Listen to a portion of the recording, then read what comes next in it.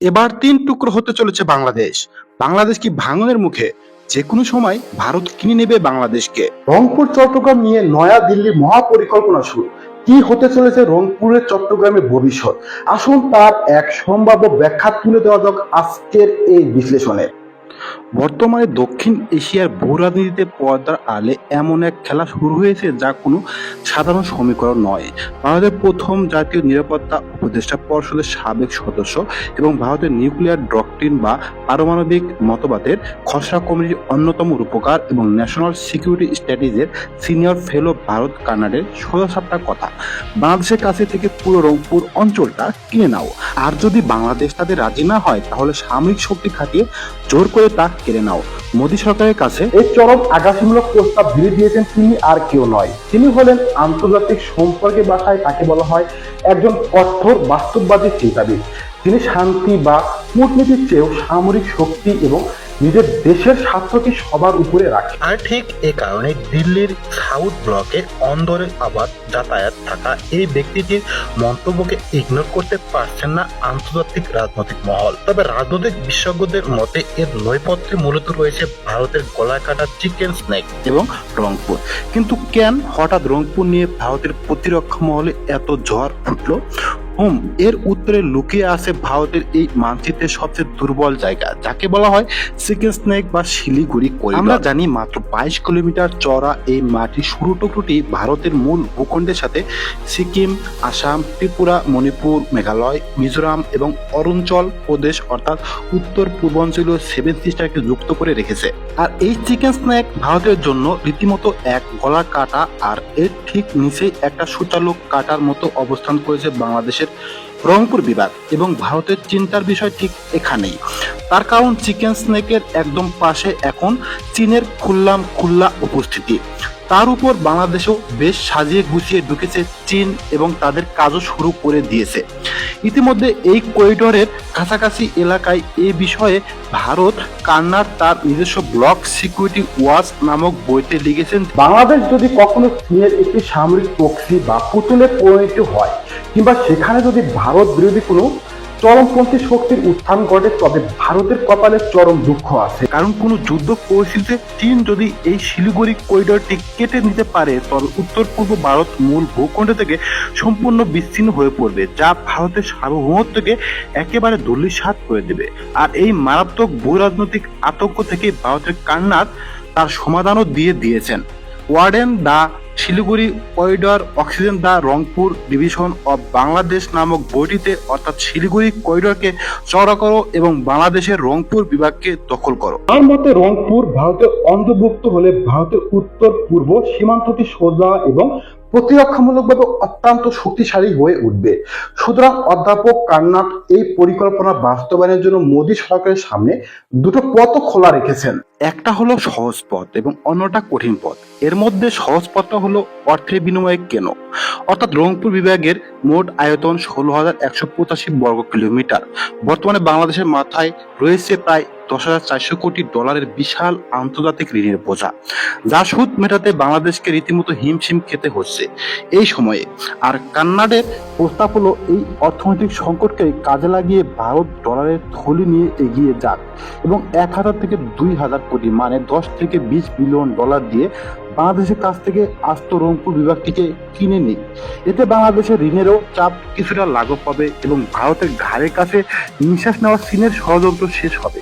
সেই সঙ্গে কার্নাড এই মডেলটিকে বলেছেন আধুনিক লুজিয়ান পারচেজ। বাংলাদেশ এই প্রস্তাবে রাজি না হয়, তবে কার্নাডের মতে অন্তত এমন একটা বাধ্যতামূলক চুক্তি করতে হবে যাতে চীনের সাথে বাংলাদেশের কোনো সামরিক সহযোগিতা না থাকে, আর চুক্তি বাংলাদেশ সরাসরি সামরিক অভিযান চালানো হবে। আর কঠিন পথটা হলো, যদি বাংলাদেশ কোনোভাবেই রাজি না হয় তবে কঠিন পথে যাওয়ার পরামর্শ দিয়েছেন তিনি। কার্নাডের ভাষায় এটা হবে একটা পরিচ্ছন্ন সমাধান বা পরিকল্পিত জনবিনিময় তথা পপুলেশন অ্যাক্সেস। মানে রংপুরে বর্তমানে জনসংখ্যা 1.5 কোটির মতো, আবার বাংলাদেশে মোট হিন্দু জনসংখ্যা প্রায় 1.5 কোটি। কার্নাডের তথ্য অনুযায়ী বাংলাদেশের সব হিন্দু জনসংখ্যাকে এনে রংপুরে বসিয়ে দেওয়া হবে এবং রংপুরের 1.5 কোটি মুসলিম বাসিন্দাকে বাকি বাংলাদেশে ঠেলে দেওয়া হবে। আর এই অফার অমান্য করলে সামরিক শক্তি প্রয়োগ করে রংপুরকে জোরপূর্বক বিচ্ছিন্ন করে দেওয়া হবে। কিন্তু ইতিহাস কি বলে, এইভাবে জমি কেনাবেচা আদৌ কি সম্ভব? হ্যাঁ, শুনতে অবাস্তব মনে হলেও ইতিহাস সাক্ষী আছে যে টাকার বিনিময়ে আস্ত একটা অঞ্চলের মালিকানা পেয়ে যাওয়ার ঘটনা। পৃথিবীতে বহুবার ঘটেছে, যেমন ধরুন আলাস্কা ক্রয় সাল 1867 তীব্র অর্থ সংকটে পড়ে এবং ব্রিটিশদের সাথে যুদ্ধ হেরে রাশিয়ার রাজকোষ যখন শূন্য, তখন দূরবর্তী বরফে ঢাকা আলাস্কা অঞ্চলের নিরাপত্তা দেওয়ার রাশিয়ার জার দ্বিতীয় আলেকজান্ডারের জন্য অসম্ভব ছিল। তখন তিনি ভাবলেন শত্রুর হাতে বিনামূল্যে এই জমি হারানোর চেয়ে বিক্রি করে দেওয়াই ভালো। এরপর আমেরিকার সাথে চুক্তি করে মাত্র $72 লক্ষ আস্ত আলাস্কা বিক্রি করে দেয় রাশিয়া, যার একর প্রতি দাম পড়েছিল মাত্র 2 সেন্টেরও কম। এরপর লুজিয়ানা পারচেস সাল 1803 ফ্রান্সের শাসক নেপোলিয়ান বোনাপার্ট ইউরোপে যুদ্ধ চালানোর খরচ জোটানোর জন্য মাত্র $1.5 কোটি আমেরিকার কাছে এক বিশাল অঞ্চলের লুজিয়ানা বিক্রি করে দেন, যা আমেরিকার আকার রাতারাতি দ্বিগুণ করে দিয়েছিল। মেক্সিকো ও ডেনমার্কের জমি বিক্রি 1854 সালে মেক্সিকো $1 কোটি বিনিময়ে তাদের দেশের একটা বড় অংশ আমেরিকার কাছে বিক্রি করে দেয়। আবার 1917 সালে জার্মানির হাত থেকে বাঁচতে ডেনমার্ক $2.5 কোটি তাদের দ্বীপপুঞ্জ ভার্জিন আইল্যান্ড আমেরিকার কাছে বিক্রি করে দেয়। এছাড়া উপমহাদেশের গোয়াদার বন্দরের উদাহরণও যদি দেখেন, 1958 সালে ওমানের সুলতানের দখলে থাকা গোয়াদার বন্দরটি পাকিস্তান মাত্র $30 লক্ষ বিনিময়ে কিনে নিয়েছিল, যা আজ পাকিস্তানের প্রধান কৌশলগত বন্দরের পরিণত হয়েছে। সুতরাং কার্নাটের যুক্তি হলো, ইতিহাসে যদি এমন উদাহরণ থাকেই, তবে ভারতের সুরক্ষার স্বার্থে রংপুর তথ্য কেন আজ অবাস্তব মনে হবে? যদি পুরো বিক্রি সম্ভব না হয়, তবে চীন যেভাবে শ্রীলঙ্কা বা অন্যান্য দেশের বন্দর দীর্ঘমেয়াদী লিজ নিয়েছে, ভারতও সেইভাবে রংপুরকে লিজ নিতে বাংলাদেশকে বাধ্য করতে পারে।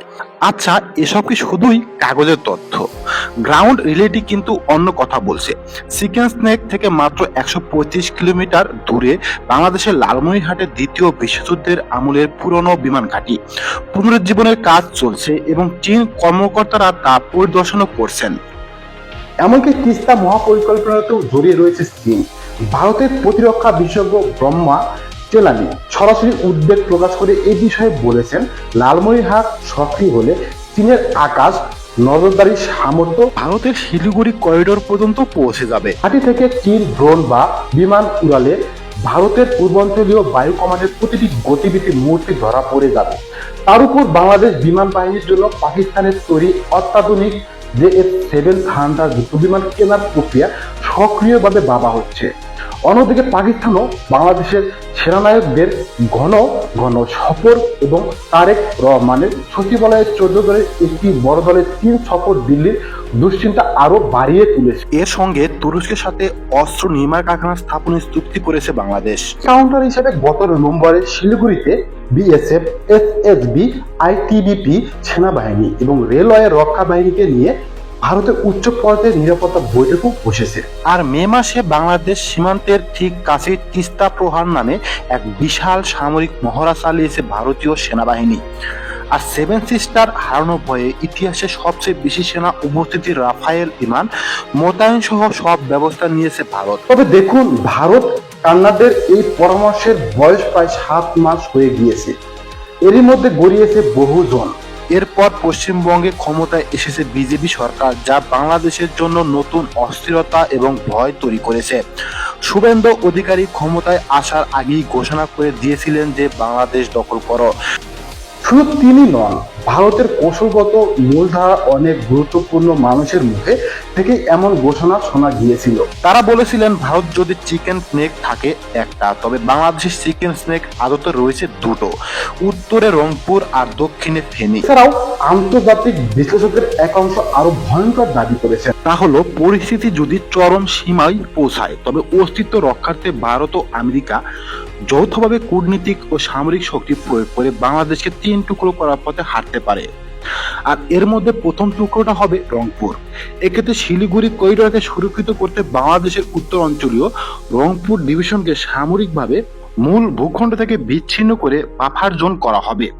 দ্বিতীয় টুকরোটি হবে চট্টগ্রাম। ভারতের ত্রিপুরা ও মিজোরামের নিরাপত্তার স্বার্থে ফেনী নদী বরাবর নিচে নেমে এসে কৌশলগত চট্টগ্রাম ও পার্বত্য চট্টগ্রাম অঞ্চলকে বিচ্ছিন্ন করতে হবে, অর্থাৎ পর্দার আড়ালে থাকা এক যৌথ পরিকল্পনা অনুযায়ী আমেরিকা বঙ্গোপসাগরের নিজের আধিপত্য বাড়াতে এই চট্টগ্রাম অঞ্চল নিজেদের নিয়ন্ত্রণে নিতে চায়, আর ভারত নিতে চায় রংপুর, এবং তৃতীয় টুকরো হলো অবশিষ্ট মূল বাংলাদেশ। রাজনৈতিক বিশ্লেষকদের মতে দীর্ঘ 15 বছর ক্ষমতায় থাকাকালীন শেখ হাসিনা ভারতের নিরাপত্তা উদ্বেগ যেভাবে সামলেছেন তা অন্য কেউ করতে পারেনি। তার সময় চীন বা পাকিস্তান ভারতের ঘাড়ের উপর নিঃশ্বাস ফেলার সুযোগও পায়নি। হাসিনাকে দ্রুত ঢাকায় ফেরানোর জন্য ভারতের তারা নিজের অখণ্ডতা রক্ষার তাগিদেই অত্যন্ত জরুরি এই মুহূর্তে। বর্তমান শাসকরা যদি চীন পাকিস্তান পক্ষ থেকে পিছু টান ঘটে, তবে শেখ হাসিনা যখন বাংলাদেশে ফিরবেন ততদিন হয়তো অখণ্ড বাংলাদেশ আর থাকবে না। তিনি পা রাখবেন বিভক্ত বাংলাদেশের কেবল একটা মাত্র টুকরোতে। যদিও ভারতের নীতি তথা ফরেন পলিসি কঠোরপন্থী এবং হিংসাত্মক কখনোই নয়, তাই ভারত এক্ষেত্রে সব দিক বুঝে শুনে পা বাড়াবে। তবে হুমকির এই মানচিত্রটা বাস্তব এবং দিন দিন তা আরো বাড়ছে, আর এই সমীকরণ যদি দীর্ঘ হবে, ভারতীয় নীতি নির্ধারকের জন্য কানাডার প্রস্তাবও উপেক্ষা করা ততই কঠিন হয়ে যাবে। তবে কি বলবেন এই সম্পূর্ণ বিষয়ে সম্পর্কে আপনার মতামত অবশ্যই কমেন্ট করে আমাদের জানাবেন, আর ভিডিওটি ভালো লাগলে একটা লাইক এবং শেয়ার করে দেবেন। দেখা হচ্ছে পরের ভিডিওতে। আশা করি সে বন্ধু সুস্থ থাকবেন, ভালো থাকবেন। চোখ রাখবেন অবশ্যই টুডে নিউজ বাংলায়। ধন্যবাদ।